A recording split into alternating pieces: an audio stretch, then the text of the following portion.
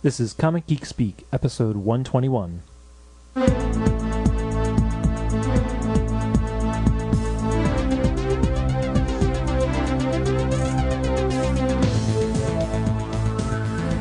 Welcome to Comic Geek Speak. I'm Brian Deemer. I'm Jamie D. I'm Shane Kelly. I'm Matt. I'm Peter Rios. You haven't touched this, have you, Shane? No. Well, yeah. I've been hauling it all over town. It's emitting radiation. Yeah, but, like, you know, the good kind, right? Like how they find tumors and gave Spider-Man his powers and stuff? Well, what's that from? I don't know. No idea.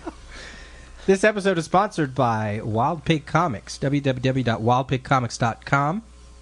New Jersey's Wild Pig Comics 2 is celebrating their 6th year annual 24-hour 50% off. From noon on Saturday, April 8th to noon on Sunday, April 9th, every item on the sales floor will be 50% off.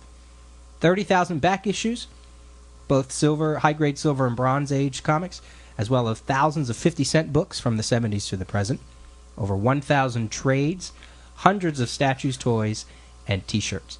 Also on hand will be up-and-coming indie artist Danielle Corsetto of girlswithslingshots.com. This is not a phony sale. Prices will not be raised beforehand. These aren't just your run-of-the-mill comics. These are actual runs of popular series. No cards, no games, no fads. Just 1,400 square feet of wall-to-wall comics. They are located at 14 South Michigan Avenue in Kenilworth, New Jersey. Minutes from Route 22 East and the Garden State Parkway, exit 138. For more info and directions, you can go to www.wildpigcomics.com, 908-936-0004. And newly announced and newly attached to this, if you mention that you heard, if you go to the sale and you mention that you heard it on CGS, you'll get an extra $5 off your bundle. So, it's pretty good. You guys seriously thinking about going? I'm going. Yeah. I'd love to go. Brian, I got something Saturday night. Oh. our friend I don't know where Brian's we're going from the show when he's going with us. What do you mean Saturday night? Yeah, what time Saturday night? I don't know what time it is. Because I think they're going. You guys are going like right at noon. Like you want to get That's, there. I don't want to be out all night. You know. Yeah. I went first pick. All right. I should be able to swing it then. I won't be able to make it. That sucks. But, Why not? I'll be in New York that whole weekend. So I take the bus down. What the hell? I'll be in tech and then doing a show. There's no way. Care. It's comics are 50% off. You got to do Last it for year the I show. missed- Don't puss Last out. year I missed Free Comic Book Day because of the thing, and well, I kind of just slipped my mind. And now this year I'm going to miss this. But I'll give you guys my wish list. You can Yeah. Forget Yeah, you that. keep wishing. That's And then we'll right. give it back to you when That'll we be see a good you. wish list. Yeah, we You know saw what? some of these. I know Chris the Yoder man. I'll give him my list. We saw some of these, Peter. They were a good price.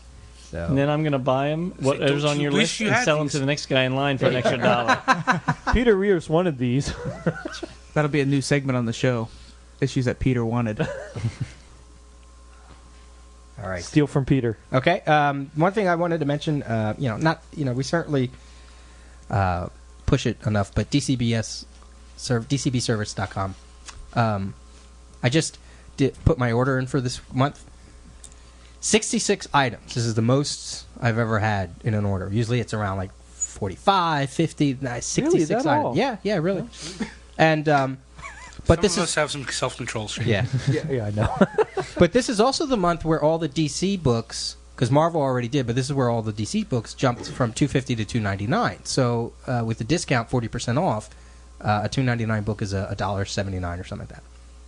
And even last month was still, everything was 40% too. So I thought, while I was doing it, I was like, oh man, everything is $299. And most of all the DC stuff I was getting, not a lot of it was being discounted that month because, like, the new Secret 6 came out, so that was like 75% off, and Civil War was 75% off, and all these other things. So I was worried. My last month order was 110. So I thought, oh, this is going to be outrageous. 66 items, a whole few more trades, more series. I'm going to get nailed. It was only $130, $130 plus. I was like, how's that possible? You know, like all these DC books just jumped, but yet, and I got more trades and more issues, and it's still only $100. I'm saving myself over $100. Not bad for a guy without a full-time job. You're not telling me. So, I mean, it's amazing that if you have a local comic store that you're supporting, that's great. That's great that you can do that. And week in and week out, I still go to Golden Eagle. Oh, I'm still me too. picking up I at still least pick a couple. anywhere between $10 and $25 every week. So I'm about 15, 16 every week. So, but it's like, wow, I just can't. I thought it was gonna be 150, 160, it was 130. So, it's DCBS, man. They just, and there's some good, and there's stuff on there I didn't get. Like I didn't order. There were 3 Civil War crossovers, like in She-Hulk and Wolverine, and I said, you know what, I'll pick that up at Golden Eagle because I want to flip through it, make sure I really want it. And then there was the new Spectre series that I was like, I'm not really sure if I want that. So there's stuff on there that I could have gotten, and I didn't because I want to go to Golden Eagle and get it, and I even ordered 2 issues of 52. You know, one of them, the first one was like what, 75 yeah, that was cents, 75 right? But I'm still going to pick them up at the store. So it's like, yep, it's crazy. It's crazy. You crazy, man. You crazy. So if you're looking for an online shop, you know, just try it out because they really are. Because he's incredible. the juggernaut, bitch. You must have. And V for Vendetta was #1 on in-stock trades. Yes, it was. And on opening weekend, the movies. yeah. I was. Well, I was very that's not because of surprised us. What do you mean? People, because they know that the book of the month is on the book Yeah, and the movie. Right. We generated 57 million. I was still surprised that was #1 though. That was good. In-stock trades, we can at least say yes, that is because of us. But not And that one. Catwoman was the most rented. Yeah. Netflix is like, what the hell?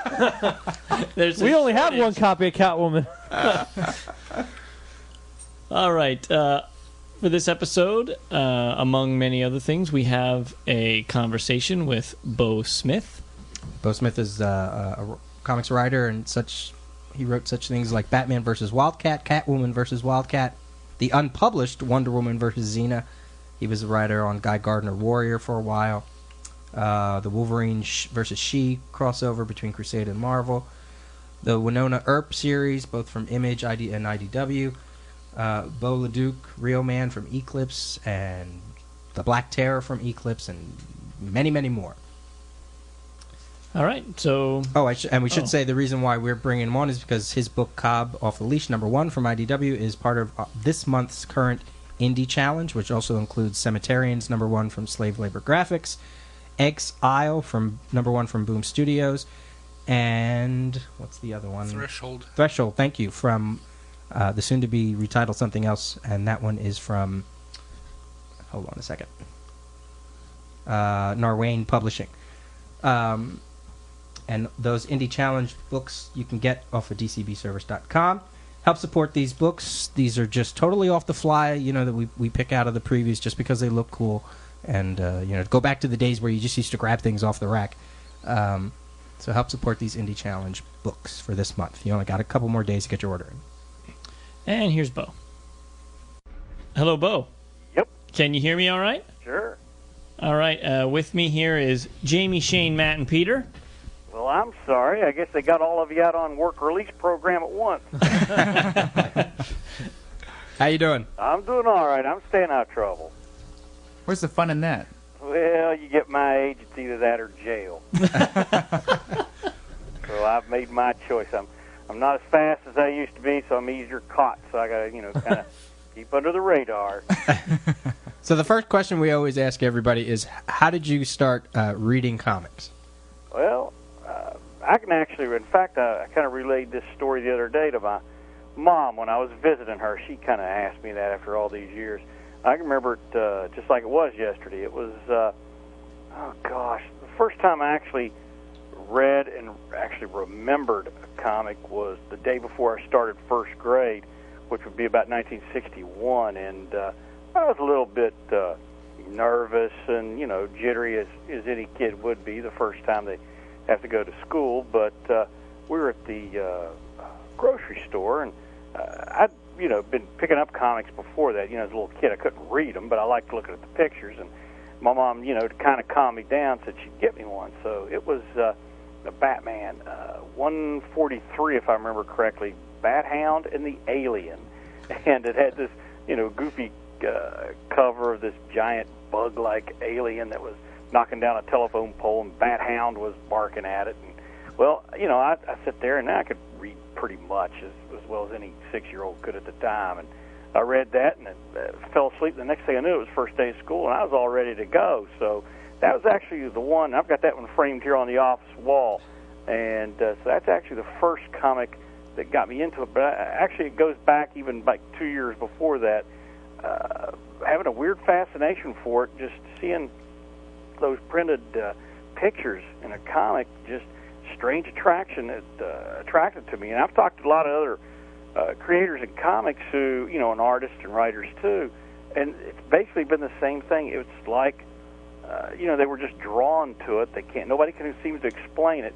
It's just something that just really caught, our eye and our attention, and been with me ever since. And then where did you go from there after you got that first comic? Where did you hook on to like a particular line? Well, at that age and at that time, you could only get them at the newsstand, which there were very few, especially here in West Virginia at the time. Grocery stores, drugstores. So I, went on this huge mission to find as many as I could. And I was, beg, borrowing, and stealing, to get mom and dad or whoever, 12 cents here and there to get comics. And I got lucky. There were some older boys. Back in the day, we called them big boys, and they had bikes with baskets on it. They would ride through the neighborhood, looking for other kids that had comics, and we'd have these big trading fests on the front porch. I mean, actually, when you used to really trade comics, read this one, haven't read this one, like this, oh, this looks good, and there wasn't any sense of monetary worth put to them back then. It was just whether you had read them or liked them or not. So a lot of my childhood collection was collected through that way, which, again, I got to say, having to hunt for comics and trade for them really added a lot more of an emotional investment to the comics back then. It was the hunt, the thrill of the hunt to find them. Of course, nowadays, if I were a kid growing up, there's comic shops, they're everywhere, my head would explode. I mean, it still fascinates me to this day that there's action figures on Absorbing Man, Super Skrull, things that, as a kid, they were just in my wildest childhood fantasies. And I think about, the access to this stuff now, it's just amazing. But I was a DC guy at first. I mean, that was who I liked. So that when I went to the grocery store, that was my pecking order. I went for DC first. And if they didn't have those, then I kind of picked and choose from the others. And then it was a Daredevil 15 that I came across that at a drugstore. And as they say, that changed my life there. I mean, I started reading these Marvel comics that, like, talked to me. I mean, they didn't talk down to me. They didn't have these goofy red kryptonite stories and stuff like that. And it was just like, oh, this must be what the big guys read. So I totally turned against DC. Well, not turned against them, but bought less and less of those. Only bought those when there weren't any Marvels to find. And, again, my pecking order at that time, I was a straight Marvel in the 60s, then DC. And if they didn't have you that, I bought just about anything. I mean, I bought Archie comics. I bought everything short of Millie the Model. But there was one comic line called Tower Comics. They did, the Thunder Agents, Dynamo, and things like that. Mm-hmm. Now, when I came across those, that was just like the hidden gem. I mean, I was Indiana Jones then, because to hear all these great Marvel and DC artists were doing superhero comics for this company I never heard of. I mean, that was just, major league stuff. But it was real hard to find. But those were the ones that I really prized back then. And as I got older through junior high, I started back in on the DCs again because the stories got a little better. They weren't as goofy as they used to be. And to be honest with you, in high school and college, I kind of, with other things that were going on in life, I just kind of faded out. I'd pick one up every once in a while. And then it goes to right after college. And a couple of years right before I got married for the first time, I went to a used bookstore that was down in Huntington, where I lived. And they had racks and stacks and piles of comic books. And they had them for like a nickel a piece. And these were all those comics that I'd missed basically in junior high, and mainly high school and college, that I'd missed out on. So I went, oh, my gosh. I picked a few up, and I got hooked back in again.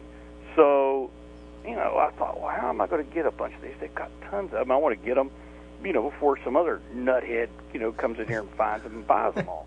So I happened to have, since about 7th grade, I had a Playboy subscription. So I had years and years and years of Playboy magazines. I already read them, and recreational purposes, I already threw with them. So I said, they had these down there for sale, and they were selling these for big bucks. So I took like 4 or 5 years worth of them down there, and they go, "Oh, we want these. What do you take for them?" I said, "I'll tell you what. I'll give you all these. You give me all those comic books." And they said, "You looked at me like I was dumb," and said, "Yeah, sure, kid. Here you go."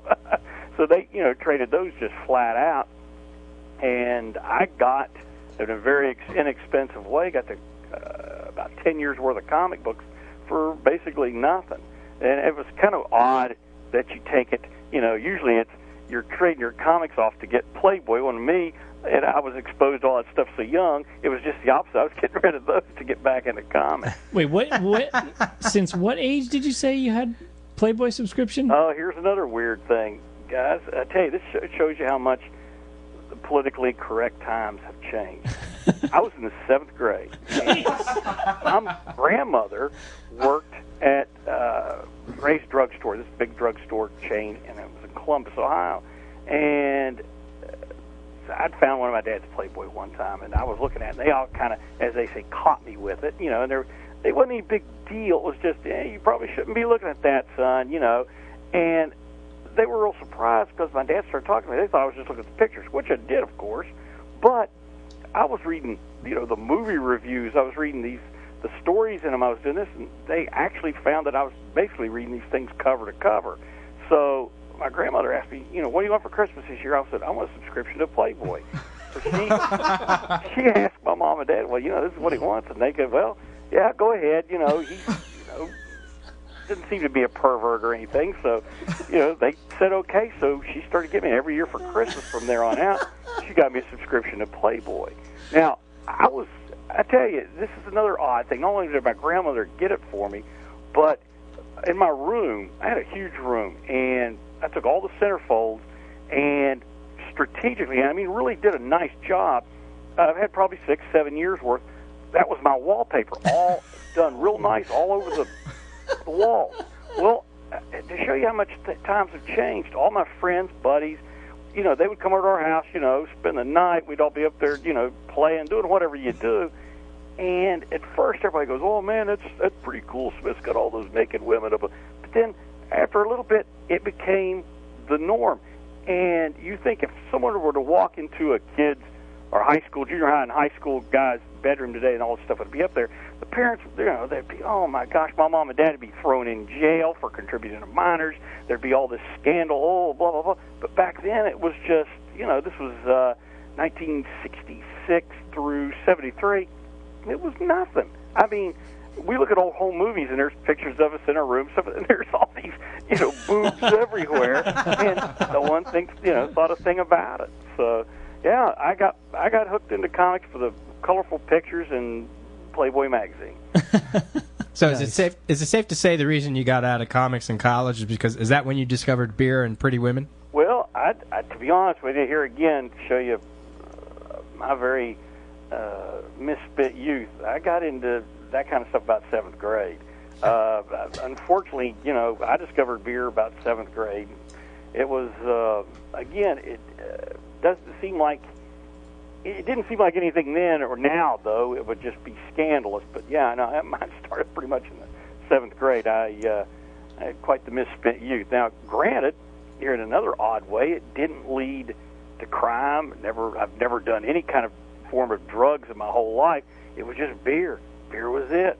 I never saw John Wayne in the movies do anything but drink beer, so I thought, well, that's what you do. But by the time I got in college and all my buddies were starting to drink and stuff, they were, "Oh, come on, Smith, we'll go to this bar. They'll let us in, blah, blah." I said, looked at them like they were nuts. I've been doing this stuff since 7th grade. All right, I'll go, but, it's not like any big deal. And back then, 18 was legal age anyway, so by the time I was a senior, I was 18, so again, what my friends were discovering was old hat for me and my gang. So, times were different, guys.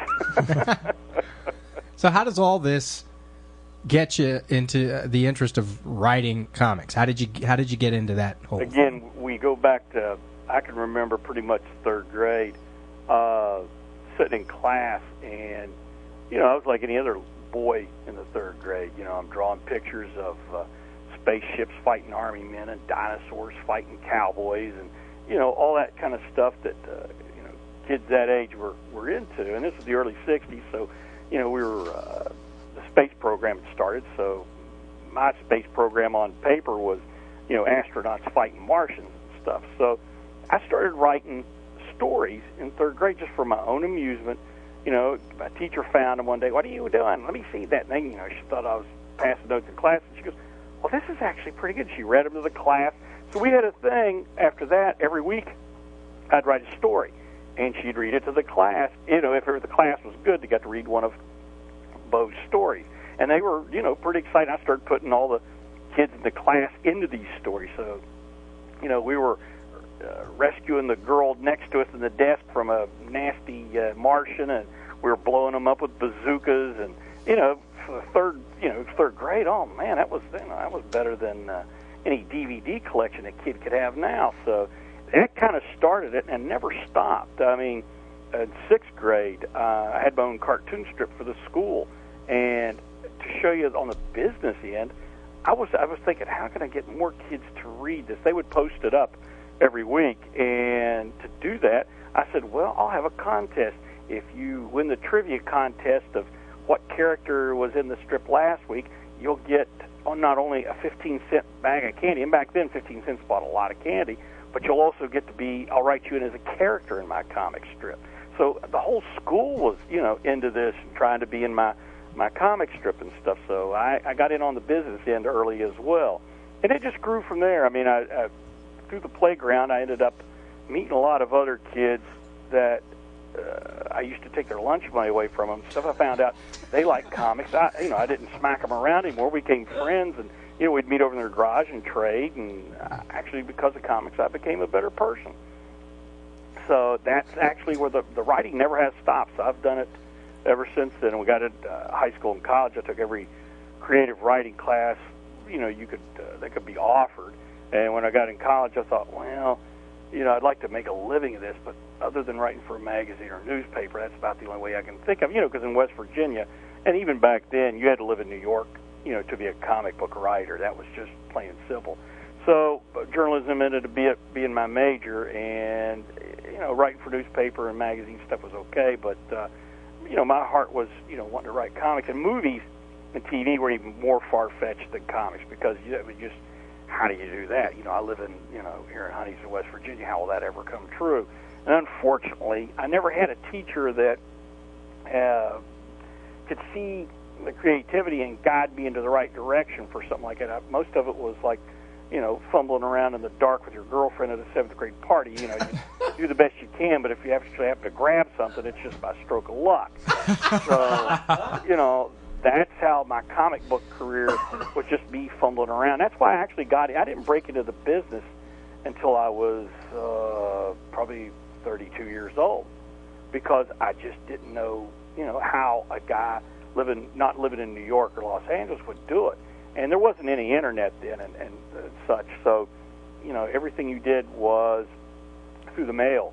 And the way I got into the business was every comic book I would buy, let's say I'd buy 7 that week.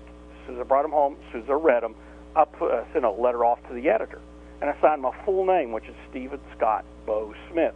The reason I did that, again, the business end of it, I said, they're not going to remember Steve Smith, Beau Smith, blah, blah. That's too plain. But they'll remember all 4 names, because nobody else does that. And sure enough, by the time I went to my first convention, ran into one of the editors whose books, Alan Gold, I think it was Blue Devil. He was the editor on that, and I met him at the table, the DC booth, and I said, yeah, my name's Smith. He goes, oh, glad to meet you. I said, yeah, you wrote a letter back to me. He goes, you're the guy with 4 names. You're the guy with 4 names. So, after that, he would send me advanced black and whites of all their comics, so I would write letters ahead of time so that they would have plenty of letters in the letter column. Well, this ended up happening not only with DC, but with Marvel, and from 78 to about 85, when I got into the business, I had over 400 letters printed in comics. And all the editors got to know me. A lot of the creators got to know me by name. So when I went to these conventions, it put a face to the name. They found out I wasn't a serial killer, and a lot of good relationships built up from that. And it was in 1986 that fellow West Virginian Tim Truman, we were talking, we got to be friends and met and found out we were both from West Virginia. And he said that Eclipse Comics had just fired their sales manager, and they were looking for somebody. He goes, you've been in sales and marketing for so long as your regular job, and you know comics inside and out. Won't you apply for that? And I said, well, they're in Santa Rosa, California. I said, I don't want to move out there, Hippie Valley and all. And he goes, well, maybe you won't have to. He goes, there's FedEx to the phone. That's how it's all done these days. So I went to Washington, D.C., and there was me, Dean Mullaney, who owned and published Eclipse Comics, and Chuck Dixon and Tim Truman. We were all there for the ABA, the American Booksellers Association. So I spent the weekend there, showed him what I could do, made friends with Diamond Distribution, who they were having problems with at the time, and patched a lot of that stuff over in a 3-day period. And I got back, he said, this job's yours if you want it. And I said, sure. So, that's how that started. And Tim actually helped me with the writing, got me broke in with doing Beau LeDuc's Tips for Real Men in the back of Scout. And it blossomed from there. He and I created the Beau LeDuc character based on me and, every John Wayne, Clint Eastwood type of real man character type of thing. He was this cowboy character. And it just started rolling from there. So, I've got Truman, I've got Dean Mullaney, Chuck Dixon. Those are the guys that actually, and Mike Barron to a certain extent, were the guys that helped and got me into the industry. That was 1985. It's funny. I can crack open one of my DC books from the 80s, and sure enough, in the letter column, you normally saw somebody like T.M. Maple, Kevin T. Brown, Stevens, and you. Beau Smith was in there. Well, it was a funny thing is Tim and I got to where we wrote back and forth before I got in the business stuff. And at Chicago Con one year, I went for Eclipses 1986 and got to meet TM finally. That was after he came out and gave his real name and stuff. And I've got a picture here in my album somewhere. There's a picture of me, TM, Flint Henry, Gary Quappets, all gathered around the Eclipse booth, and that was real nice. Kevin's another one that was real nice. There was, in fact, there's an issue of Supergirl. I don't remember which one it is, but there's a letter from me, Kevin Dooley, former editor at DC, Todd McFarlane, and TM all had letters printed now. And that's something you don't get that same kind of feel like with message boards today. The letter column was something very unique, and even as a kid in the 80s, I looked forward to certain letter column writers, letter hacks or whatever they called them. Sometimes more than just the normal letters, and sometimes more than the comics themselves. Well, I tell you, it was different in the fact that everyone had to be civil, and because your real name and address were printed at the bottom, and it was also great for me in the fact that I learned from watching guys a little bit older than me, people like Jerry Conway, Marv Wolf, and Lynn Wein, people at Tony Isabella, who the letter writers before they became pros when I was a kid, and there were critiques, and not just message board would be Hulk rules, you guys are great. Well, back then they gave these wonderful critiques and stuff. It was amazing. You actually learned how to communicate, so to speak, through those things. So it was a very good thing. I'm sorry to see those gone now. And like you said, with the message boards, you got people hiding behind cute little screen names. They tend to get, there's that anonymous feeling to it, so they tend to get a little snarky and nasty sometimes. Now, it's cleaned up a lot more than it was when message boards first started. But even to this day, and God love Matt Brady, he's a good friend, and I love Newsarama site, but that's the only site left where they still get a little nasty, and they seem eager to bust someone's chops. And business-wise, I've always kind of wondered. Okay, and just using them for an example, you've got there'll be a news press release written by anybody, Marvel, DC, whoever. There's a press release on somebody. Well, right under the press release, you've got all these people's reaction, which is good if they were civil, but there's some nasty stuff that's said, and that's always been one of my pet peeves since this whole internet thing started is people losing their manners. Well, we're here to say that our forum, 800 plus strong, is one of probably the most civil on the internet. Well, I've visited your alls, and it is. And more should be like that. I mean, some other ones I can think of that are real good. The Jeff Johns board, the Mark Miller board. People they're very good. They're very supportive of each other. They actually discuss comics, and that's a good thing. But those things are getting weeded out. So, pretty soon the bad ones will be gone, I hope. All right, so let's jump ahead to Cobb, because that's really why you're here. As part of the Indie Challenge for this month, we picked Cobb Off the Leash, coming through IDW by Beau Smith and Eduardo Beretta. Beretta. And let's see, black and white, cover price $3.99. The discount price off of DCBService.com, if you're a customer of them, is $1.99. You can find it on the previews page, $2.99. And you have down here a couple descriptions, which and anybody listening, you can go to our site, you can go to the news section, and there's a whole description of all the 4 choices that we picked, and there's also a little description of Cobb itself. But you have down here one little quote from an interview that people in this room will recognize. You said it's a cross between Sam Peckinpah directing 24? Yep, that's pretty much...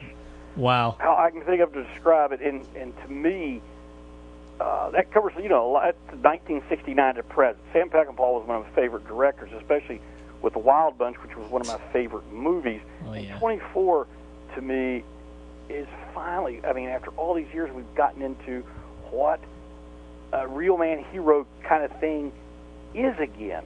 Not, it's not some slick thing he does, what he has to do, and he's doing it for the love of his country. I enjoy that thoroughly, and we've been missing that for a long time. So why this attachment to manly characters?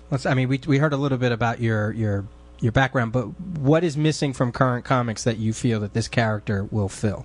Well, here's the thing. Growing up, when I did, you had Lee Marvin, Charles Bronson, John Wayne, Steve McQueen. You had movie heroes, and again, we're just talking movies. We're talking pop culture, so that's this realm that we're talking about right now. But they were men. They were always grown men. They looked like grown men. They acted like grown men. As the years have gone by, we've seen that get watered down, especially in the last decade or so, where heroes in movies, which is escapism and fantasy, just like novels and comics and everything else, but they've become nothing but marketing pretty boys. Well, let's get this guy in there. When you got a midget like Tom Cruise who looks, a pretty boy, you've got Orlando Bloom, I just don't see it. These are my paper boys are saving the world, it bothers me a little bit because maybe it's old-fashioned, but I've got 3 sons. They're all full-grown now, but I want them to, grow up and see, men and women are different. They're different for a reason. The plumbing's different, the thinking's different, everything, but that's a good thing. And I don't want them growing up being confused on, what a man is. Now, that doesn't mean every guy's got to go be two-fisted, a beer in his hand and a leg of lamb in the other, swatting somebody in the head. But, to me, the definition of a real man is a good father, a good son, a good brother, a good husband. That, pretty much sums it up right there. If you're any of those things, it doesn't matter if you're 6'4", 250 pounds, or, you're 5'4" and, a librarian. It doesn't matter. If you're, one of those 4 things, then you've achieved the goal. And what I've noticed with, and especially since the 80s in comic books, tough guys have been changed to basically be borderline or full-throttle psychotics. Let's face facts. Batman, love him or leave him, he's got some problems. This guy's got a permanent corn cob up his butt. He's Mr. Constipation. He's a, I hate to say it, he's a one-note character anymore. The Punisher, love it, read it, it's always fun, but again, you've got somebody that, those 2 guys literally should be behind bars. We don't have likable tough guys anymore. guys that do these things because it's right, not because their parents were killed in front of them, their family was blown up, someone choked their puppy and put it, threw it in the river. These guys, Cobb does it because it's the right thing to do. He's a likable guy. I mean, he's the kind of guy you want to hang out with. If you're a girl, yeah, you wouldn't mind dating him, but you don't have to worry about him sitting around brooding in a room by himself in the dark. And I think it's just, we need to get back into more heroes, more tough guys, so to speak, that you're not afraid of. Oh, yeah, if you're on the wrong side of the law, you should be. But, and that's what we're getting back to, this is the TV show 24. The Jack Bauer character is one of those. He's a likable guy. But if you're on the wrong side of the law, he will do what he has to do, to save the country or save the people he works for. And the meaning with Sam Peckinpah really goes back to the movie The Wild Bunch. Even though that was a movie about criminals, hardened criminals, there was a sense of loyalty, honor, and dignity among them, and that, to me, you've got family and friendship, then loyalty and trust fall right behind, and that's what that movie meant to me. So when I say Cobb is Sam Peckinpah directing 24, it's both of those features from the television show and the movies that I have gotten, and that I want to portray in Cobb. I'm going to learn real quick not to ask me questions. I got diarrhea of the mouth. That's why we enjoy a conversation more than an interview. That you just it's a when I saw it, I went, you know what? You emailed us about the Tim Truman interview, and I enjoyed that thoroughly. Thanks. That I thought that was one of our top interviews as well. He's such a great guy to meet in person and all that. And so I saw that you had a new book coming out, and I said, you know what? This is something that the genre and the character does appeal to some of us in this room here. And I said, you know what? We're going to give this a chance because it looks like a great book. And I've always been a fan of Eduardo Beretta's artwork. I mean, he's got such a clean style, and the pages that you so generously shared with us they just look like he's still at the top of his game. Well, I'll tell you, this is Eduardo and I, same age. We broke in the same time into comics, and we've both been wanting to do something like this for a long time. And since it's creator-owned, we're allowed to do it. We're not playing with someone else's characters. But Eduardo and I we've gotten to put in everything into this we've ever wanted to put in, to an action-adventure thriller, and have been denied by either someone else's character or heavy editorial hand. And to be honest with you, I know Eduardo's work inside and out and have, since he started. No brag, just fact, this is the best work he's ever done yet. We have spent countless preparation hours before this book even started, going over what the characters will look like, what the feel of the book, how he's going to texture this with art. He's doing the penciling and the inking and the gray tone brushwork. This book has always been supposed to be created for it to be in black and white for a purpose and for a reason. When someone looks at this, it's not going to be flat black and white. This is a very textured look, and everything that has happened in here has gone off things that, whether it's the fist fights, whether it's the gunplay, everything is played out realistically. You're not going to see any swinging haymakers. You're not going to see any stock comic book stances, and you're also not going to see stuff lifted from a John Woo, Hong Kong, or a Tarantino movie. We're trying to actually get into realistic stuff that would happen in the course of a very violent situation. With the fighting, I mean, there's boxing, there's mixed martial arts, there's submission holds, there's everything that a trained level 1 Secret Service agent would actually know and go through. Same way with the gunplay, same way with the guns. Everything in here is realistic. There's not going to be a gun that looks like it was carved from a box, a bar of soap. We referenced everything, going back to the way comics used to be. Everything, camera angles, equipment, clothing, everything is referenced. And I got to blame, part of the blame being head of images, marketing, and stuff in the 90s. That was when reference storytelling was thrown out the window. It was pretty pictures, and if you had a couple of word balloons, and that was good. But this is retro. This is going old school without going boring. This is what, when you're doing the craft of comic book writing and art, that's what Cobb is. You can cover up the word balloons and you'll still be able to know what's going on. And you have down in one of your interviews, Cobb was based on your Australian Shepherd. Yep, pretty much Blue. He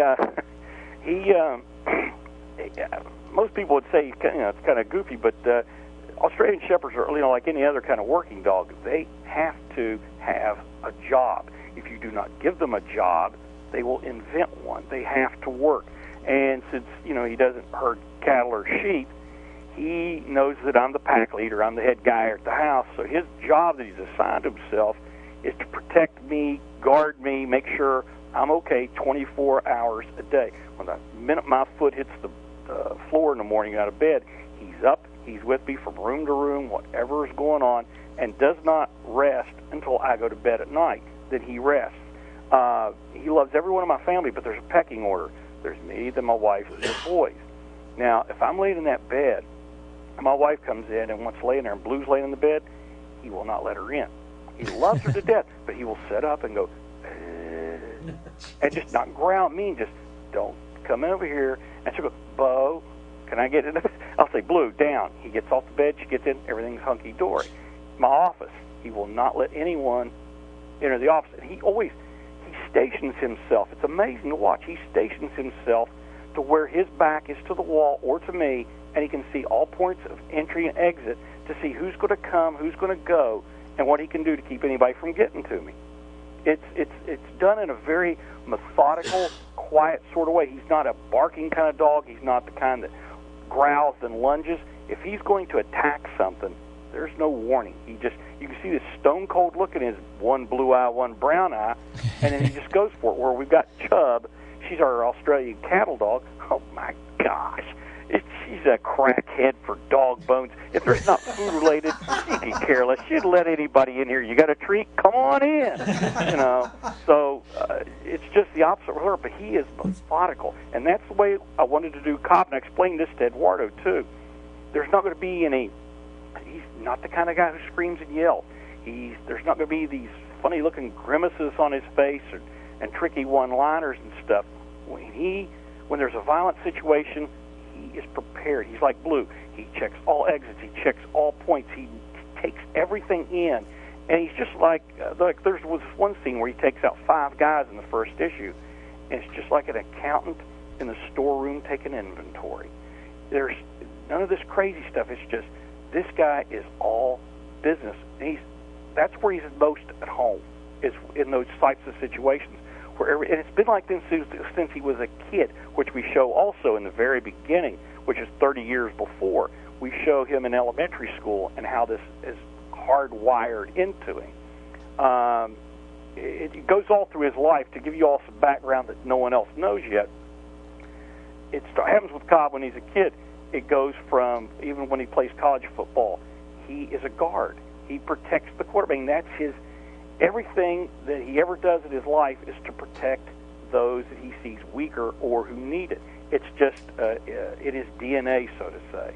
And we get to see that full grown. That's why he ends up being level 1 Secret Service agent for the president all those years. And then we've got to leave some mystery, and you'll find out in the next miniseries or right after that how he got to where he left the Secret Service. Because when this picks up, this is like 5 years after he's left the Secret Service, and you're going, well, what's the story on that? Well, you got to have a hook.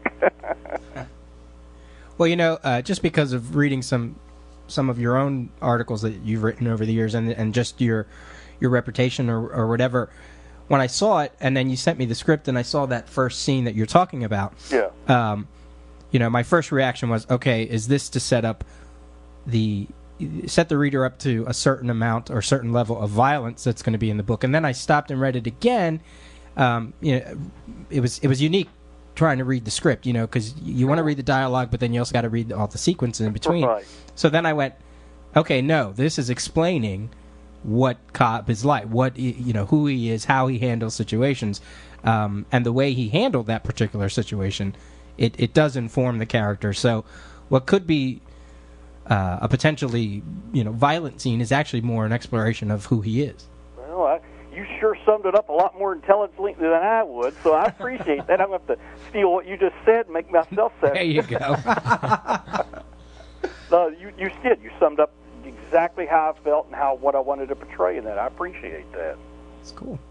We're going to take a little sidestep right now, Sure. Because we took a glance at the website, flyingfistranch.com, and you have quite a collection of pretty women on there. So you want to explain that? Well, what's to explain? You got the prettiest fans in all comics. So these are all people that you've met over the years, or they just... No. Okay. Here's what the whole thing. When we started the website out, I wanted a site where you actually put the fans' pictures. People that email in, and that was one of the requests that I made early on. Was anytime you want to send a JPEG of your dog, your sister, your girl, whatever you want. As long as it's not X-rated, send it in. So as you see, and you can see this through the pages of the fans, where it starts out, pretty regular. Then after a while, I start getting these, hey, this is a picture. I think what it's broken down to, I've got all my different readers and fans that I do have, and I think they are scouring, the world to find whatever pretty girls in bars that they can. They take a picture of them. Hey, I'm going to send this in for a website. And they send it into mine. I think that's what it's amounted to here in the last year or so. Because if you look at the pages, probably about the last 15 are nothing but these absolutely gorgeous girls that are either from parties, sororities, or wherever women, gather. And I think I've got a bunch of fans out there that ingratiate themselves to pretty girls by going, hey, I'm going to take your picture and send it in. You'll be on this website, that kind of thing. Little do they know. I'm not complaining. And it makes it fun for other, I mean, my core audience is basically males 17 to, 55, 60, whatever. And, I do know that's my core readership. I've got, a lot of female readers from Winona Earp and things like that, which have gone, but still, it's mainly a male base. So my website does, it's kind of like the men's magazine on the web kind of thing. So, Well, for about 5 minutes, you had this whole room just locked onto the screen there. So that's healthy. I like that. We were picking our favorites. Pull that one up. Pull that one up. Well, I've got some favorites, that's for sure. It's not short of anything that's not too bad. I get the thing is, Frank Cho, the artist and writer, Liberty Meadows, and Shanna, the She-Devil and stuff, in our buddies, and oh gosh, he gives me such crap on it. He will send me emails every time a new picture goes up. Whoa, more boobs, real boobs. We want to see boobs. I said, Frank, I can't put that. We need boobs. We put boobs on my message board. Why can't you put them on yours? He is a character, one of the funniest people you will ever meet in comics. Hey, I want to ask you, on your list of work, you have a screenplay for Cynthia Rothrock. Yep. How'd you get involved in that? Well, if you've read any of my columns and stuff, you know that I'm a very big fan of the low-budget action movies. And by low budget, that usually means anywhere from about $2 million on down. And Cynthia's always been one of my favorites. I mean, she's amazing. I mean, as a martial artist, it's just incredible. This tiny little woman that can do so much and kick so much butt, but such a really nice person. And she and I met at Chicago Con probably 10 years ago.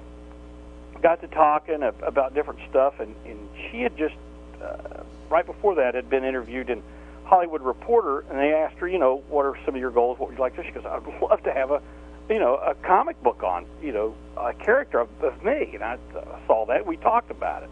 And so we came up with a comic book proposal about her being a single mom, secret agent kind of thing. I mean, I'm putting in real broad strokes there, and it worked out, real good. I got artwork for it around here somewhere. And then we started talking about other stuff that led off this, so I did a screenplay script off of that. Now, granted, that's only a part of it. Getting a movie made in Hollywood's a huge, major ordeal, especially with trying to get financing and stuff. But no, I've written a screenplay for her, about this character we've come up with. So, it's kind of a neat thing. We're hoping one day that something will happen to it. I just got a email from her the other day, and she'd sent information about the new movie that she's doing. So now she's still making plenty of movies and doing it, and she's a single mom, and that we wanted to kind of portray that. But yeah, no, I wrote one. It's actually pretty fun because it's a lot of humor, a lot of action. It's not something dead serious or anything, but it's a lot of fun. So yeah, did that. I was just curious because I used to study kung fu under her ex-husband Ernest. No kidding. Yeah, he has his main school's in Pittsburgh, and he's from Pennsylvania originally. Yeah. Yeah, and then he had a couple satellite schools, and I actually studied one of the satellite schools, but I had been to Pittsburgh a few times and took some of his classes. So that's amazing. Yeah, it's a small I world. love this small world stuff. Oh, that's great. Yeah, and she was one of the nicest people, most down to earth that you'll ever meet. So you mentioned some things. You kind of mentioned some things that you're possibly reading. So what attracts you? Any comics out there today that you're interested in? It's to be honest with you, it gets tougher and tougher. I'm kind of tired of one big event that never ends. It used to be you had an annual once a year, and that's when you did your big event. It was worth the extra money. You had one big thing, and then you had the rest of the year to build up to it. Now it's just we're getting bombarded by one huge event after another as far as Marvel and DC go. Now, for independents, it couldn't be a better time. We haven't had a better time for independents since the mid-'80s. The mid-'80s, let's say 80, well, actually, let's say from 80 to 90 was a wonderful time for independents. And by independents, I'm talking about the stuff that was done at Eclipse, Comico, First Comics, Pacific. There were a lot of Fantagraphics, like with Bill Loeb's Journey. There was a lot of varied stuff that you could pick and choose from, just marvelous stuff. And it's the same way now. From Dark Horse down, there's a lot of different stuff that you can choose from. And that's a lot of the stuff that I read right now. But, I'll always be a Marvel and DC guy, mainstream superhero stuff. But it's getting harder and harder. There's a lot of, I've said this before, there's a lot of Vertigo books that God love Neil Gaiman. Good guy, like him, talented guy, but I've told him before, I don't understand anything he writes. It's all just, it's not my taste, but it's just way over my head. A lot of other Vertigo stuff I just don't understand. You look at the superhero stuff, like we're getting pounded over the head with the big event stuff. I think right now DC does a better job of doing likable characters that you can get some emotional investment into, more so than Marvel. Marvel's going for a very much a darker, kind of, and I don't mean that in a bad way, just there's no comedy relief. There's no, in any good movie, any good screenplay, any good story, you're going to have a chance to let the reader or the viewer breathe a little bit, take a breath. And I don't think we're getting that right now. So, granted, there's books like Dan Slott, love his stuff. I read just about anything he does because he knows how to add humor, action without going overboard. Buddy Keith Giffen is good at that when he's reined in. As long as he didn't get to go too overboard, it gets too slapstick. So, but I really feel there's a lot of high-profile books that need that a little bit. Batman is a book that needs it big time. Even I don't mean Batman cutting jokes and slipping out banana peels on people, but a supporting cast that will give you to play off Batman, that will give you some moments where you'll smile. Are we going to get some of those moments in Cobb, or is there a place for that? Definitely, yes, definitely. Like I said, he's a likable guy, and there were going to be moments where. Well, I'm not giving anything away too much, but there's a scene in the very first of the second issue, and he's about to go toe-to-toe with a little more than a dozen Russian mafia thugs, and they're on one end of the hall, he's on the other, and they're all tensed up. They're jacked up, because they know any minute, this firefight's going to start, and he knows that. He calmly walks back into the Jack Murphy's office, his mentor, grabs an old autographed Ty Cobb baseball off the little, thing that he's got sitting on his desk, takes a magic marker, paints it all black real fast. Then all of a sudden you got all this silence. then down the hall goes bunk, bunk, bunk, bunk, bunk. This black thing rolling down there. These rush to see it. They immediately think, grenade, grenade! They start screaming and yelling. They're all moving back and forth, and the ball keeps rolling. And there's chaos. All of a sudden, the ball stops rolling. It hits this one Russian thug's foot, and he stops.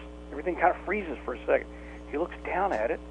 He has a puzzled look on his face. He reaches down, he picks it up, he holds it up. He looks over at the other guys, almost with this kind of childlike excitement that a kid would have. He goes, "It is baseball.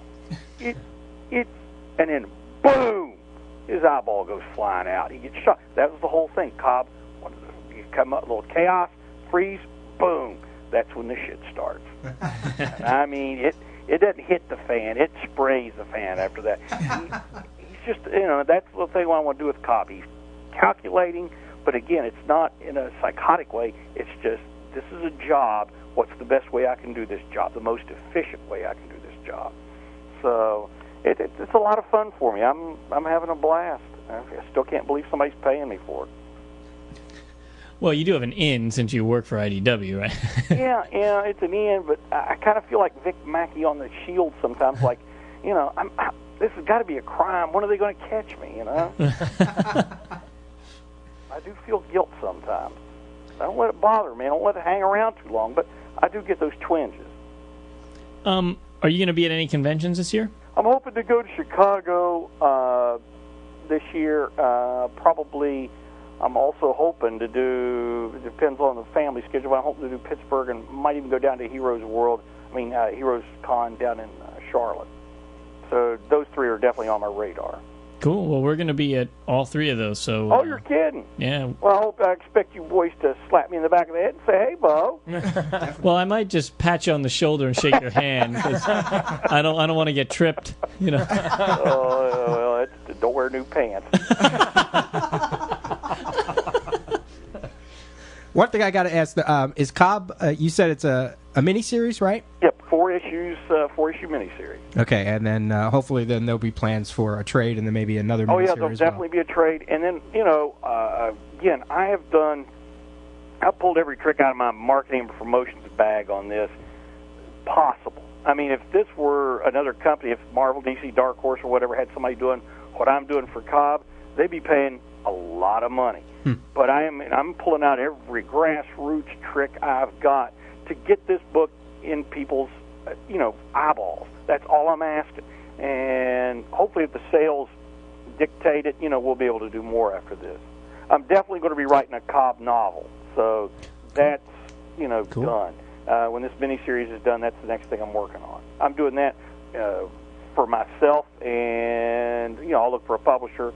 That shouldn't be too hard. I've talked to IDW. They may even be doing it because they've done some novels too, but I'm definitely going to be doing a novel.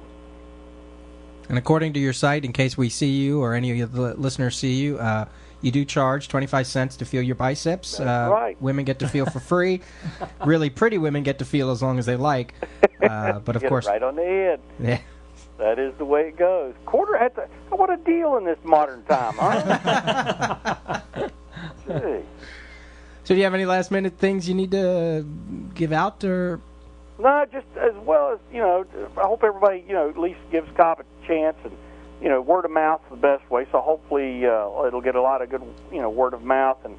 And the thing is, a lot of people that read my column, they'll read the one I do for the Comic Buyer's Guide called Dot in the Eyes. And, they read interviews and see and hear interviews like this. I just want people to keep in mind. I got a lot of people every once in a while, I'll get some letters that, tell me I should take a diplomacy course, or, the real man shtick, makes them sick. The cowboy talk's driving me nuts. They just got to remember, when they think of Beau Smith, it's a life of fiction based on fact, and leave it at that. Well, there you go. And like we said earlier, if you're a DCBService.com customer, you can get Cobb for $1.99. That's a deal. Yeah, it is. It's a great online site that we support, and they support us. And every time we do one of these indie challenges, they discount the books, even sometimes more than they sometimes don't get anything off the indie challenges. Well, that's great.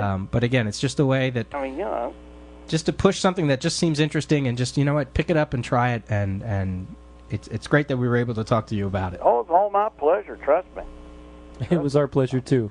Definitely. Hell of a guy. Your Well, I website tell you, was when our you pleasure. guys, when all this gets said and done and whatever, make sure you send me a link or whatever it is I need to do, and I'll also push it on the column and stuff. Definitely. No problem. I'm happy to. This will actually air Wednesday of this week, so I'll email you again and send you the direct link. And I'll take care of it. If that's done Wednesday, then I'll probably be able to get it into next week's then.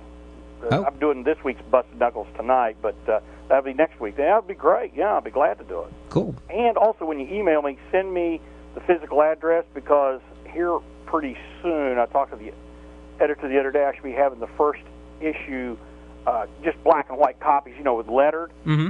So I'll send the full thing out there so you guys can read it. That'd be great. Yeah, fantastic. It's on my order list. Say, Beau, this is terrible. You lied. He's wearing a dress. That kind of stuff.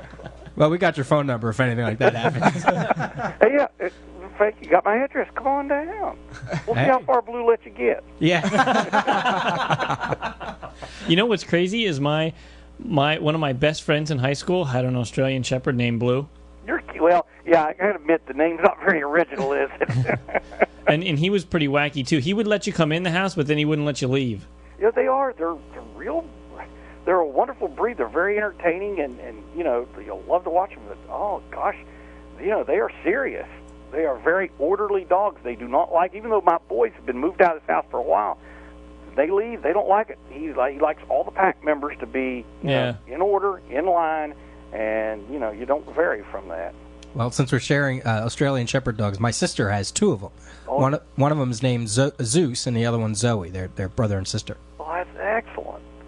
I always love to hear of Australian Shepherd stories because you kind of think, well, is mine the only nutty one? But they're all. No, actually, I mean, it's actually documented in the breed that they have a history of having mental, like brain damage, mental disorder or whatever. And in fact, my buddies had to be put to sleep at a fairly early age because it got so crazy that it was actually starting to be dangerous to the family, and just because they're mentally unbalanced, and that's a trait of the breed. So well, again, they told us at the beginning. They said, you've got to give this dog, you've got to challenge him, you've got to give him things to use his brain, because if they become bored or don't have a job, they can become destructive. And he's luckily enough he's got plenty to do. And then him and Chubb have what the boys used to call dinosaur fights, where they it's amazing to watch. It's like a dog ballet. They go at each other. They're playing. I mean, they're playing full tilt, but they never bite. They just mouth. You hear the clacking of the teeth and everything, but never once do they pull an ear or anything like it. And these things go on for hours, and they look like those Ray Harryhausen dinosaur fights. And it's amazing stuff to watch. It's really entertaining. It makes my wife crazy, but I'll walk in the living room and I'll see the two dogs on this big carpet, and I'll go, you, fight! And they go at it. Yeah, I don't know. I spend too much time with the dogs. I need to get a life.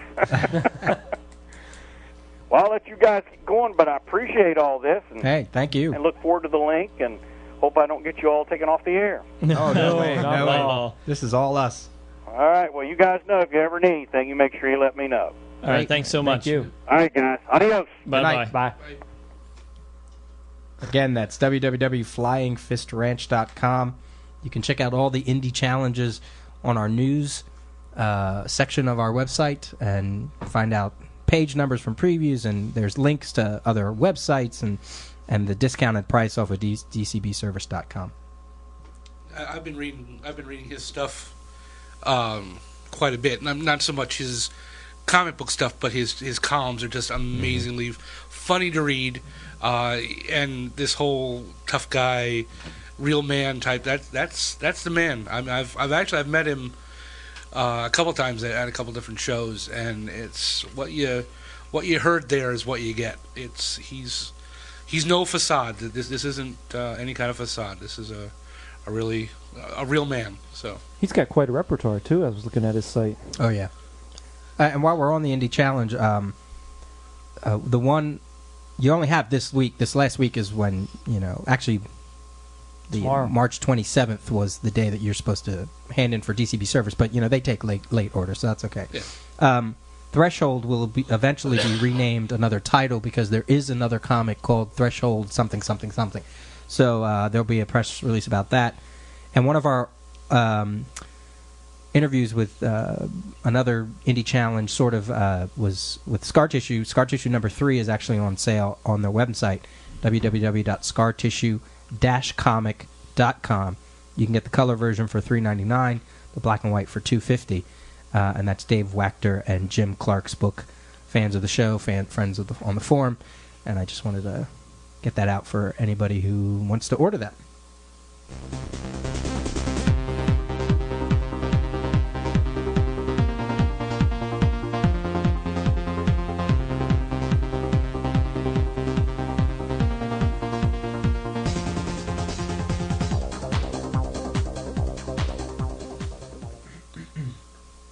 Alrighty, Peter. This Stump the Rios is from Matthew Park, and it's an all Green Lantern Stump the Rios. Question number 1. Oh, yeah, okay. Yeah. What? I don't Really? know. It's a little... I was thrown off because it says Green Lantern Special Edition. You'll understand. Okay. Question number 1. There are 5 members of the Green Lantern Corps from 20th Century Earth. Did I do this one already? No. Everyone knows about Hal Jordan, Guy Gardner, John Stewart, and Kyle Rayner. Who is the 5th? Charlie Vickers. Right. He says, a one-time TV actor who became the Green Lantern of Sector 3319 and later joined the Dark Stars. I was going to say, I thought the last time we saw him was in that Dark Stars run, yeah. Question number 2 is a Marvel question.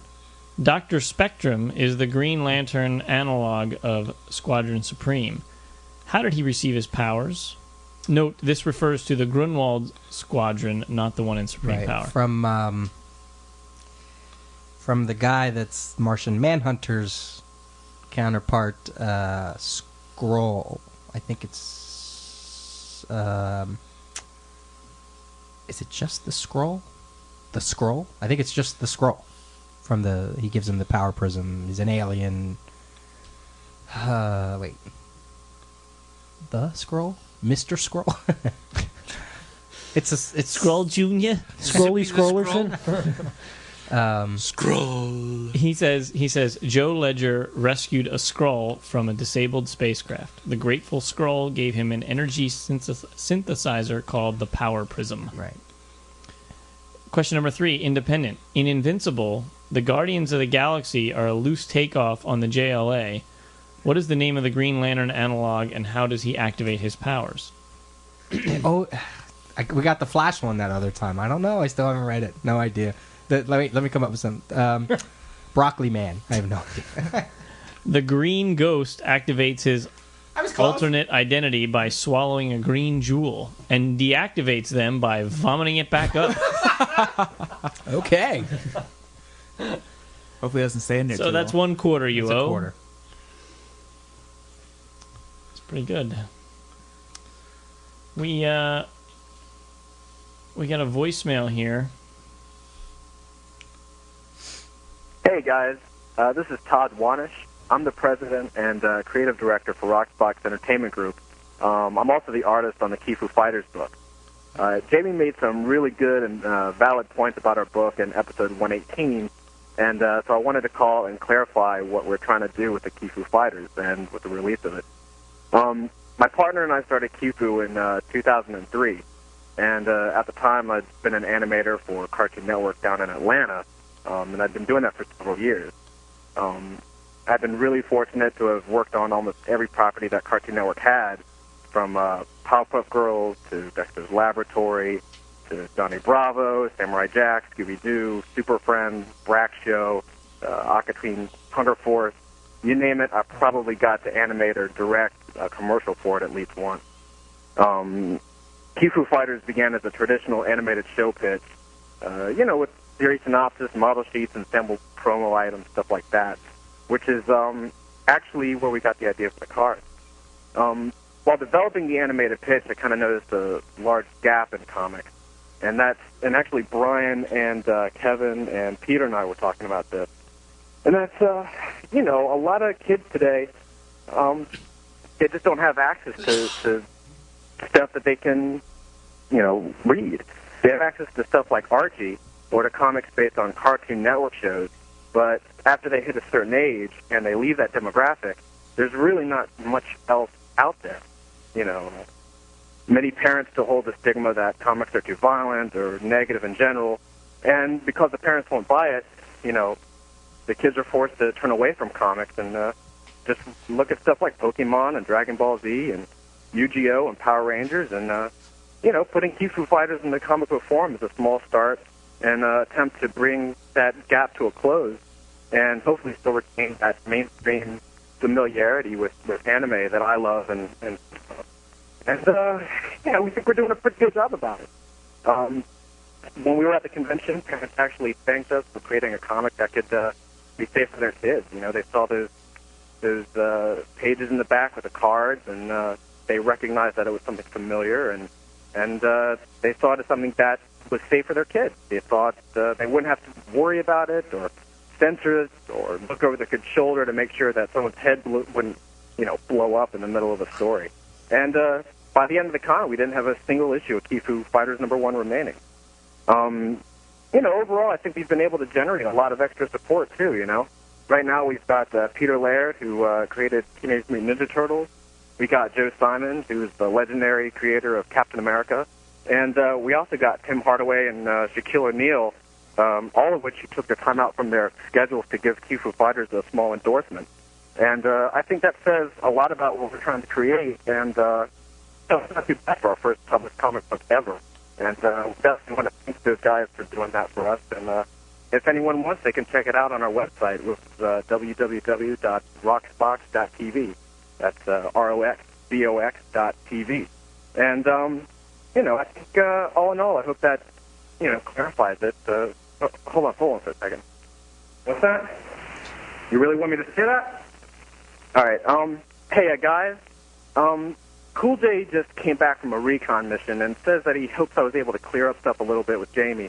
Because if I didn't, he's going to try to tell everyone about Jamie walking around in his tighty whities all weekend at the New York Comic Convention. I don't really know what that's about, but anyway. Thanks again, guys, for everything, and here's to another 100 great episodes of CPS. Talk to you guys later. Bye. Oh, you don't want to throw down with the shiznit. I'm sorry, the shiznit will come at you. No, that's great. If that's what they did, and they just used the cards to connect with the fans, then that's fine. But I still just have a thing about things being created just to sell a card game, and if that's not what they did, that's great, and that's what I told them to do. Tell us why you did it and why the cards seem to be so much a big part of it. But if I'll take them for their word, and I'll look for the second issue, and I'll like it. And they're right; it was a great book to give to a kid. There was nothing in it that anybody I really thought could find objectionable. So. But like I said, don't bring it on. Don't bite off more than you can chew, my friend. Don't bring it. Because there was a reason I had my tidy whities on, okay? You don't want to see this naked. That's the whole thing. You don't want to see that. And now that I've put that image in all of your minds, I will turn it over to the rest. While you're on a tear, why don't you go do your rant that you want to do? Oh, you want me to do the rant? Okay. What's the deal? Oh. I think my head's going to explode. The rant I had, okay. Saw the new previews this week. I was looking through it at the local comic shop. I haven't gotten my copy yet because I haven't got my books yet from DCBS. But we're looking, my one buddy Scott, who you've heard on the show, we were looking at the Marvel previews, and we came across the Eternals hardcover. Okay, I understand why they're bringing out an Eternals book. To me, that's an Essentials book. That's not a hardcover. This is not Jack Kirby at his greatest. This is, Jack Kirby. It's a good series, but it's, again, not Jack Kirby at his greatest. Hardcover, all the issues, plus the annual, $75. What? $75 for this? I believe I could find that entire run in 50-cent boxes, maybe $1. at most, and maybe you're talking $2 to $3 for number 1 of Eternals. Now I thought, okay, before I come in here, start ranting and raving, I'm going to go and I'm going to find the newest Overstreet guide, and we'll look to see exactly what near mint copies of the Eternals will go for. And to buy the $75 book, you're saving yourself $5. Basically, $5 without buying the issues themselves. So I don't get it. It's not $75 worth. It's not a book that needed to be hardcovered. It's not a Marvel masterpiece. I mean, what's next? Killraven, the hardcover. It didn't need to be done. I think that if they put it out as an essentials, that's fine. If they want to bring it out, if they want to bring it out as a couple, 1 or 2 volumes at $15.95, $19.95, that'd be great. But it's not $75 worth. And I just think there's more things out there that they could have put at $75, and that's just my little rant. And then also was kind of pissed off that another series that I thought was going to go for essentials, Champions, which is just goofy fun. I love that book. I figured that was a perfect essentials book. They're going to bring out in 2 different volumes at I think it was $15.99 or $19.99. And again, I'm probably going to be suckered into buying it because it's just a book that I love. Great burn run after I think the first volume is the pre-Byrne stuff, and then the second volume will be all the John Byrne stuff. It's still one of my all-time favorite images in comicdom when they were fighting the Swarm, and they had to find the Queen Bee. So Hercules punches out the Queen Bee and rips open a wall and throws the Queen Bee out across the Pacific Ocean. And the rest of the Swarm follows the Queen Bee, and all the Swarm just falls over as a pile of bones. It's still one of my favorite things. But okay, off my soapbox. It's a good soapbox, though. It's got a bunch of tidy whities around the bottom of it. That's right. All right. My boys need a house. I'm going to need the Jaws of Life to get that image out of there. Jaws of Life. So stupid. All right, Shane, you got it off the rack? Yeah, I read the second part of the Batman 1 year later, as well as the new Daredevil, and the first issue of the Superman 1 year later. They ran out of Daredevil at Golden Eagle by the time I got there. Yeah, I went there. That's why you ordered it through DCBS. I was waiting. I didn't want to, And I was there early. I was there at 2, 3 in the afternoon. And that's not early, man. 11 o'clock in the morning, that's early. That's when I was there. Tell me about it. The Superman story was very interesting. I'm really curious. Yeah, the 1 year later first one. I'm really curious to see where they go with this. It's a good, like all these 1 year later, it's a good setup story. And it looks like Clark's been having just a nice, mild-mannered, fun time, and I'm just interested to see where they go with it. The Daredevil issue, how the first issue ended, I was surprised at how this issue went, only because I didn't think it was going to be this way right away. I didn't think what happens to Foggy was going to happen to Foggy. I thought you're going to get a little bit more before this. I knew the rumor going around, but and you still don't know how it's going to come out, but it was a very good issue. I enjoyed it very thoroughly, which is good because I never read the Bendis run, and that was mostly because of the art, and I make no secret of that, and I enjoyed this one, so I'm looking forward to keeping on with it. The second part of the 1 year later Batman story, I really enjoyed. It felt like old late 70s, early 80s Batman, where he's calculating, he has some good repertoire with the villains as he lets Robin do something. It was just all around fun. Commissioner Gordon, the Bat Signal, it's just a lot of good old school things back in the comic, and I'm really, really enjoying it, and I'm really looking forward to the next issue. I will say I finally got a chance to read that first Ed Brubaker, Michael Lark Daredevil. I had paged through it when we did the interview. I knew the whole gist of the story, but I finally sat down and read it, and they didn't miss a step. That's the amazing thing. They didn't miss a step from the Bendis run right into this one. It didn't feel like a new artist, a new writer, even really a new artist. Michael Lark really kept that feel of the Malev run, and it was great. Which is I like Michael Lark's artwork a little bit better than Miller, which is why I always stayed away from Daredevil, just for my own personal taste. But yeah, it was great. I loved it. I'll do one. It's not so much a comic, but I finally finished thanks to Sean Whelan, Dr. Norge on the forum had gotten us some pirated copies of the new Doctor Who, and I finally just finished watching that, and oh my God, that was so good. It's the best Doctor Who I've ever watched. Did you have the Christmas special on there too? I didn't see the Christmas special. I think I have. Isn't that coming to Sci-Fi soon? Was that the one with Charles Dickens? No. Okay. There was a Christmas Invasion episode after the series finale. Okay. Sorry, I'm just kidding. And what were you saying, Peter? What? I said, isn't that coming to Sci-Fi soon? Yes. It started two Fridays ago. Yeah. Oh, okay. And they should be on the third episode. Yep. But it was just an amazing series. Even if you've never watched Doctor Who, you can really get into this because it's a brand new Doctor Who, brand new Doctor, brand new companion. Nice companion. Yes, she's hubba. Very nice companion. The first, and it's really neat because it's more along the lines of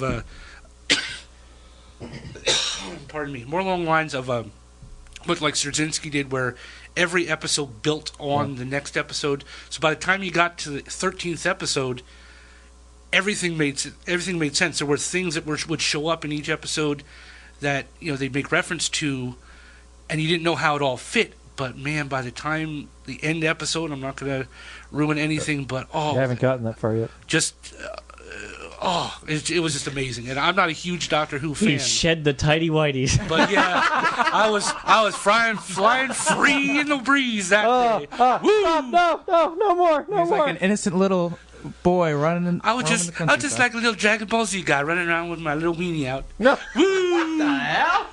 Hey, I am freaking tired. So this is where we're going. All right, who's next? Yeah, that Doctor Who, that's good stuff. I've always been Boy, a that was Who the fan. dark place we went to. Yeah. On vacation, I read the book Will Eisner: A Spirited Life by Bob Andelman, and it's a biography of Will Eisner. Exceptional, really good. Was that Dark Horse one? Yeah, I think so. No, Well, it's M-Press, but it was Dark under Horse. the Dark Horse. In previews, it was under the Dark Oh, okay, Horse. okay. but I wasn't sure. it was just. I mean, he was an amazing guy, and his life is just as amazing. And I so regret that I was never able to meet him. If we had been doing the show a year earlier, he's the kind of guy who would have done an interview with us and would have been happy to answer our questions. And he just, from everything that I read, it's just like he was just a wonderful guy. And if you're a fan of comic books, you owe it to yourself to read this book, or if there are other Will Eisner biographies, I don't know, but take the time and invest it in learning about this guy, because he's worth our effort. And now it's like, now my goal is to read every one of his graphic novels, and I want to get those Spirit archives. I don't have any of the DC archives, but I want to get the Spirit ones. Like, that's my mission now, because I think of all of them, they're probably worth, even if you get them at a discount, they're worth, because of the production quality, and even though they're expensive, and it's $50, all in all there. order. It's all just absolutely in the order that they came out and everything. It's like, the DC's bringing back the Spirit in some fashion soon. Yeah, and I'm curious to a see movie what. too. I think. Oh, really? I didn't hear about a movie. there already was a movie. Was there? I think there's another one too. 87. Sam Jones. Yeah. I think there's a reason why the Eisner Awards are they're held in so high regard. They're like the Oscars when it comes to comics, and I guess that's a right analogy. But because he was who he was, and the life that he led, and how he inspired so many people.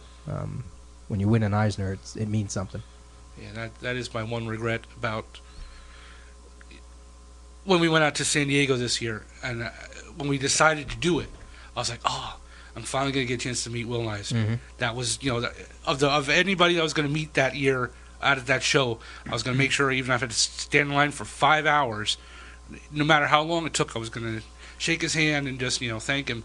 And then, of course, he, unfortunately passed away and never got a chance to do that. So that is a great regret. I agree with you, Brian. I would have loved to have Love to have met him. Do you have anything? Or Yeah, first of all, I just finished season 3 of the A-Team. So, Jamie, I know that feeling that you got. Because there's actually a couple episodes apparently I didn't see. And I've kind of noticed since I've been buying these on DVD. I used to like Murdoch the best, but he's annoying as hell. Hannibal is the man, and it's a shame that George Peppard passed away. Ain't it great when a plan comes together? Oh, I love it when a plan comes together. But anyways, isn't that coming to Sci-Fi soon? Season 4 actually comes out April 4th. But anyways, off the rack, I finished the trade paperback Blitz for The Flash, which basically introduces the new Reverse Flash. And I thought it was pretty good. It's I basically knew the origin of Reverse Flash when I picked it up with the Rogue War, but it's an interesting take on the whole new Reverse Flash and his kind of motive for being the villain that he is. Yeah, that is a great run. Who did the artwork on that? Was that Scott Collins too? I think so. Yeah, yeah. Scott Collins back then. Yeah. Leading up to issue 200. I don't necessarily have an off the rack, but I do have something that our listeners wanted to pass on. If you don't check out websites, if you're not on the forum or whatever, it was just put out today. Dan Slott has a contest called "Pull My Thing and Win a Prize." Basically, he's trying to start a grassroots thing to get the Thing series back up sales wise. It's dangerously close to being canceled, or slipping down to numbers where it could potentially be canceled. Which is sad because it hasn't even been out a year yet. Right. And I think 6 issues only, right? 6 or 7 issues? Yeah, 5 actually. I think that's all that's been out so far. So the idea, he says here, if you like this book, put it on your pull list. If you don't have a pull list, start one, even if it's just for the Thing.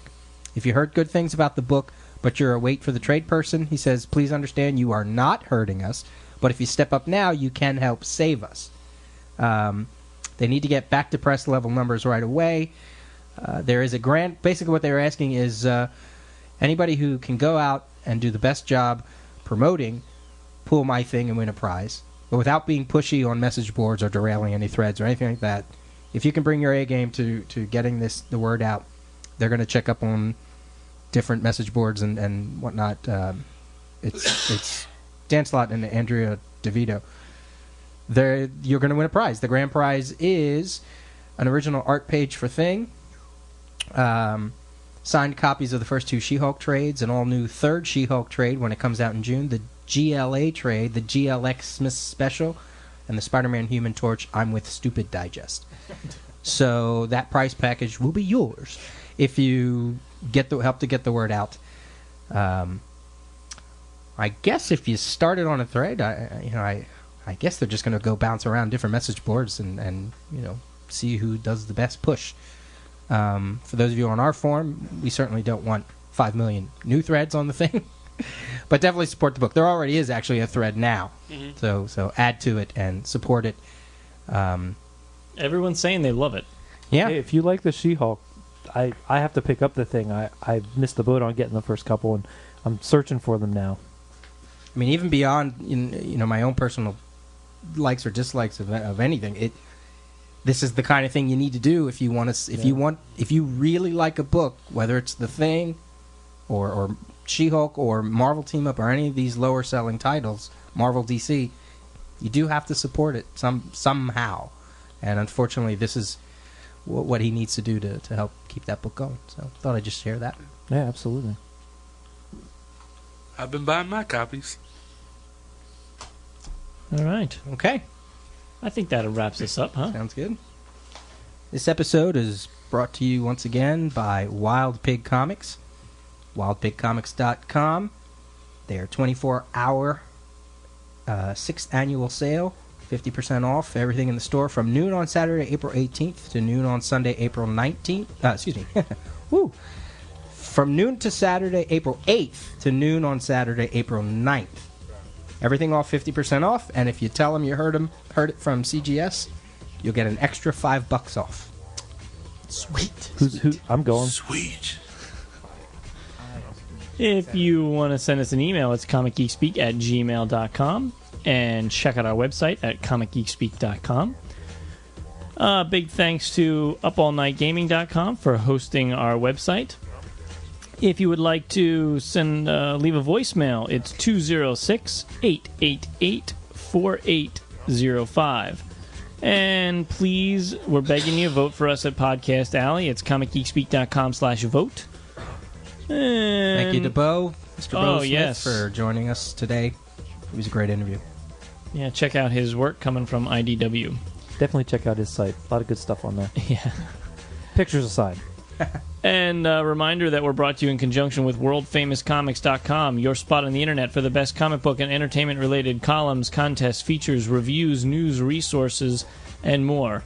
And as always, we are uniting the world's mightiest heroes, one listener at a time.